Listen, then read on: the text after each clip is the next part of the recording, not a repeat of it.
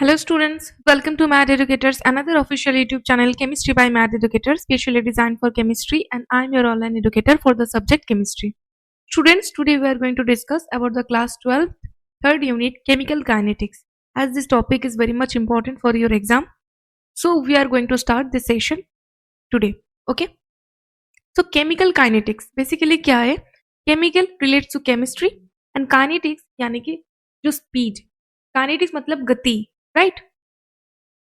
आज के सेशन में हम डिस्कस करेंगे केमिकल काइनेटिक्स यानी कि कोई भी केमिकल रिएक्शन की जो गति है यानी कि जो स्पीड है, रेट है, वो देखेंगे। तो introduction of chemical kinetics is that chemical kinetics is a branch of chemistry that studies the rate of chemical reaction, the factors that influence these rates, मतलब factor affecting the chemical kinetics like temperature, concentration and catalyst। हमें पता है कि catalyst के presence में कोई reactions faster rate में होते हैं एंड कुछ रिएक्शन जो है ना वो स्लोअर रेट पर होता है। सो कैटलिस्ट इसका जो रेट ऑफ रिएक्शन है ना इसको बहुत अच्छे तरीके से डिफाइन करते हैं, राइट। कंसेंट्रेशन अगर कुछ ज्यादा concentration like product side concentration अगर इंक्रीज है या फिर रिएक्टेंट साइड की अगर कंसेंट्रेशन अगर इंक्रीज है तो इस केस में according to the last release principle किस साइड पर ये लेफ्ट होगी या फिर राइट होगी, रेट ऑफ रिएक्शंस को डिटरमिन करता है। टेम्परेचर, कुछ ऐसे रिएक्शंस है जो टेम्परेचर डिपेंडेंट है या कुछ इंडिपेंडेंट भी है, ठीक है। ये सारे जो डिटेल्स है ना ये आगे के लेक्चर में हम कवर करेंगे। So the mechanism in which reactions occur. So chemical kinetics basically क्या है? केमिकल काइनेटिक्स एक ब्रांच ऑफ केमिस्ट्री जिसमें हम पढ़ते हैं कि जो रेट ऑफ केमिकल रिएक्शन है, ठीक है, उसके बारे में एंड जो factors that affects the chemical kinetics, वो सारी चीज, राइट।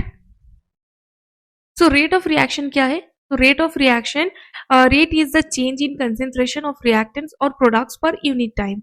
यानी कि अगर ये रिएक्टेंट है एंड ये प्रोडक्ट है, ठीक है, सो अगर रिएक्टेंट इनिशियली अगर 100% हो, ठीक है, आफ्टर टी टाइम ये कुछ डिक्रीज हो जाएगी एंड प्रोडक्ट कुछ फॉर्मेशन हो जाएगी, राइट। सो प्रोडक्ट कुछ टाइम पर फॉर्मेशन होने के बाद यहाँ पर 20% अगर फॉर्मेशन हुई है, सो यहाँ पर रिएक्टेंट में से 80% अब लेफ्ट ओवर है, राइट।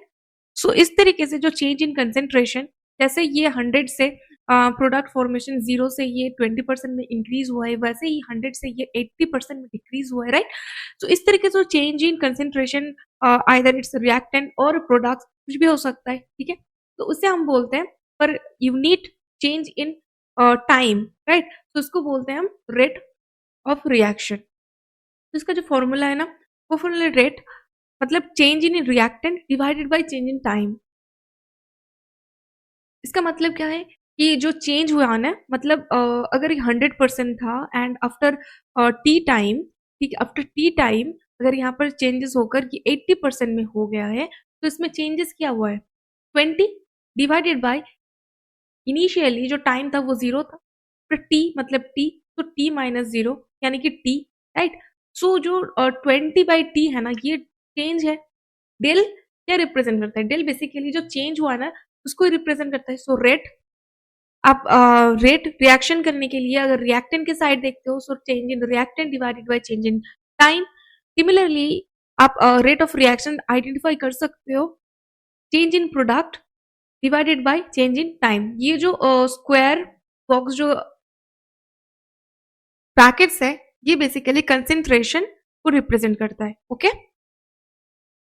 तो average rate of reaction calculated over time interval, formula की एवरेज रेट की R1 minus R2 divided by R2 minus R1, right. जैसे हमने बोला कि इनिशियली 0 था देन 100 हो गया था, ठीक है। सिमिलरली वैसे ही R1 से R2 में अगर चेंज हुआ है, ठीक है, इसमें दोनों में जो चेंजेस हुआ है वही तो हमने डेल R लिखा था, राइट, डिवाइडेड बाय जो R2 minus sorry T2 minus T1 यानी कि change in time.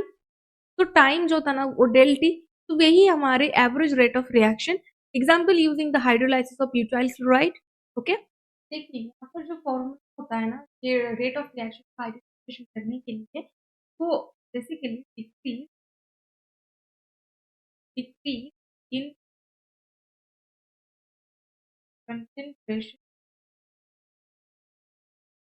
concentration of R यानी कि reactant divided by time taken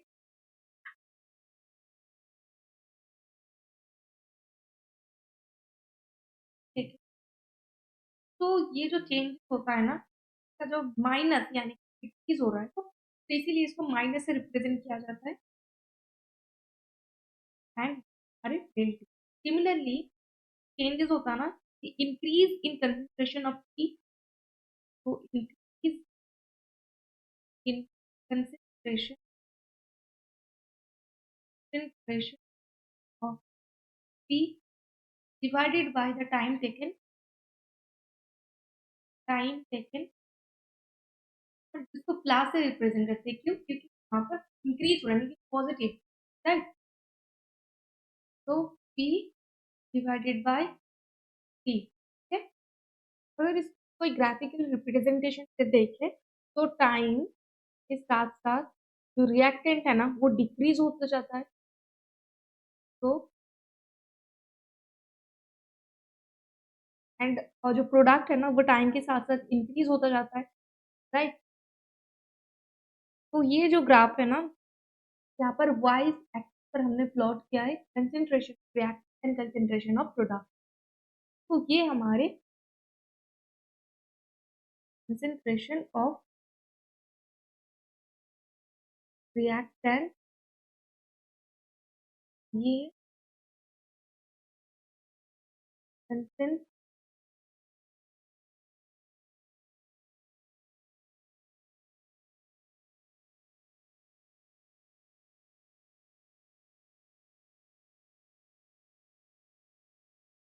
product, okay. And इस साइड पर हम प्लॉट कर रहे हैं जो टाइम। तो देखिए इनिशियली इनिशियली इनिशियली देखिए यहाँ पर जो प्रोडक्ट है ना, ये प्रोडक्ट जीरो था, ये जीरो जीरो पॉइंट है, यहाँ पर प्रोडक्ट जीरो था, बट जितना टाइम जाता है ना उतना ही प्रोडक्ट फॉर्मेशन देखिए इंक्रीज होता जाता है, राइट? तो देखिए प्रोडक्ट फॉर्मेशन इंक्रीज होता है, टाइम के साथ साथ प्रोडक्ट फॉर्मेशन इंक्रीज होता है। तो यहाँ पर डी पी टी टी का स्लोप है, तो यहाँ का जो रेट ऑफ रिएक्शन है ना, rate average equal to del P divided by del P is equal to P2 minus P1 concentration of product जो P2 पर था एंड P1 में, then P2 minus P1, right? तो सिमिलरली अब अगर यहाँ पर देखो कि रिएक्टेंट जो होता ना वो जीरो टाइम यानी कि जीरो टाइम पर ये हाईएस्ट था, राइट? इन टाइम के साथ साथ जितना टाइम बीतता जाता है ना ये उतना ही डिक्रीज होता जाता है, देखिए, राइट? तो minus R T equal to minus concentration of R2 minus concentration of R1 divided by T2 minus T1, ये क्या है? rate average, okay? So factors affecting the rate of reaction is as concentration. Higher concentration generally increase reaction rates. Temperature, जो rate increases with temperature explained by the Arrhenius equation. ये Arrhenius equation के साथ हम जानेंगे कि कैसे ये directly या फिर इनडायरेक्टली या फिर कैसे एक्सपोनेंशियली डिपेंड करता है, वो देखेंगे। कैटालाइसिस जो है ना, catalyst substances that increase the rate reaction without being consumed, क्योंकि हमें पता है कि जो कैटलिस्ट है ना ये लास्ट में यानी कि स्टार्टिंग जो रिएक्शन है ना जिसमें जैसे ये कंज्यूम होता है वैसे ही सिमिलरली लास्ट में भी ये एग्जिबिट होता है, मतलब कोई चेंजेस नहीं होता है in catalyst, okay. Rate law and rate constant, जहाँ पर rate law mathematical expression relating reaction rate to the concentration, example है इसका R equal to k a to the power x and b to the power y, यानी कि ये जो x and y है ना इसका कोफिशिएंट है, लाइक तो देखिए यहाँ पर जो x है ना ये 2 हो सकती है, 3 हो सकते हैं, कुछ भी नंबर जो है ना ये एक्स है एंड वाई है सिमिलरली, ठीक है। सो ए एंड बी जो है ना ये रिएक्टेंट है एंड एक्स एंड वाई इसका कोफिशिएंट। सो रेट रिएक्शन जो रेट है ना ये इसका rate constant and R is equal to rate of reaction, okay. So ये जो एक्स एंड वाई है ना ये कोएफिशिएंट पावर में चला जाता है एंड ये इसका formula. So the rate constant K depends on the temperature and the nature of the reaction. Okay. So आज के इस लेक्चर में इतना ही. Hope this video helps you to clear all the concepts related to this topic. इस introductory session में अब सारे topics आपके क्लियर हो चुके हैं. मिलते हैं नेक्स्ट सेशन में नेक्स्ट टॉपिक के साथ. तब तक के लिए bye bye. Take care of yourself and also your family. एक इम्पॉर्टेंट अनाउंसमेंट स्टूडेंट्स, हम आप लोगों के लिए एक इंस्टा क्लासेस लॉन्च करने जा रहे हैं for class 12. Classes will going to start very soon, जिसमें आपको मिलेगा crystal clear concept, direct interaction करने की मौका with your educator. Lectures will be completely based on your board exam. इस बैच को ज्वाइन करके आप अपना बोर्ड एग्जाम को और बेहतर बना सकते हो. Link is given in the description box. Link को क्लिक करके बैच को आज ही एनरोल करें. मिलते हैं डेमो क्लास में.